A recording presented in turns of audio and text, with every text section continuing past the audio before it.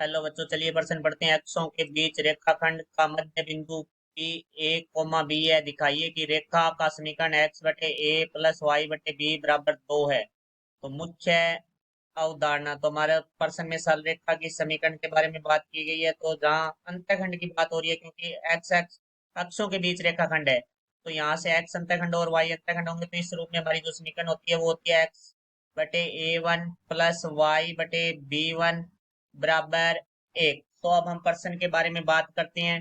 तो प्रश्न में हमें दिया गया अक्षों के बीच रेखाखंड, तो हम सबसे पहले इसका चित्र बनाते हैं। तो देखो भाई, ये हमारी एक्स एक्सिस है, ये हमारी वाई एक्सिस है। तो यहाँ जो ए वन है वो हमारा एक्स अंतखंड है, बी वन है वो हमारा वाई अंतखंड है। तो एक्स पे हमारा वाई निर्देशांक 0 होते हैं, तो इसके निर्देशांक हो जाएंगे ए वन कोमा 0। और वाई एक्स पे एक्स निर्देशांक 0 होते हैं, तो इसके निर्देशांक हो जाएंगे 0 कोमा बी वन। और इसके एक मध्य बिंदु है हमारा, जिसे हम पी है, वो है ए कोमा बी। तो हमारा जो मध्य बिंदु है उसका जो हमारा सूत्र होता है वो होता है एक्स बराबर एक्स एक प्लस एक्स दो बटे दो।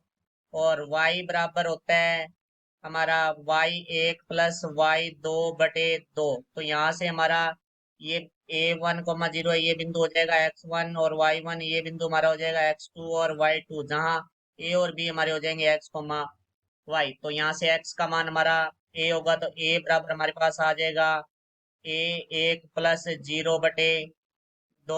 और y का मान हमारा b है, तो यहाँ से आ जाएगा b बराबर y एक का मान 0 है, 0 प्लस y दो का मान b1 है, तो b1 बटे दो। ये दो भाग में इधर आके हमारा गुणा हो जाएगा, तो 2a बराबर आ जाएगा हमारा a1। यहाँ से दो भाग में तो गुणा आएगा, तो ये आ जाएगा 2b बराबर b1। तो यहाँ से हमारे पास a1 और b1 के मान आ चुके हैं, जो कि हम रेखा की समीकरण नंबर 1 में रख देते हैं। तो यहाँ से हमें प्राप्त होगा एक्स बटे दो ए प्लस वाई बटे दो बी बराबर 1। यहाँ से हमारा दो उबेन स्टार है, तो हम 1/2 उबेन स्टार आ जाएगा। तो हमारे यहाँ लिखेंगे एक्स बटे एक प्लस वाई बटे बी बराबर 1। तो ये दो भाग में इधर आके हमारा गुणा में हो जाएगा, तो ये हमें प्राप्त होगा एक्स बटे ए प्लस वाई बटे बी बराबर 2। और यही हमें सिद्ध करना था। आशा करता हूँ समझ आया होगा। धन्यवाद।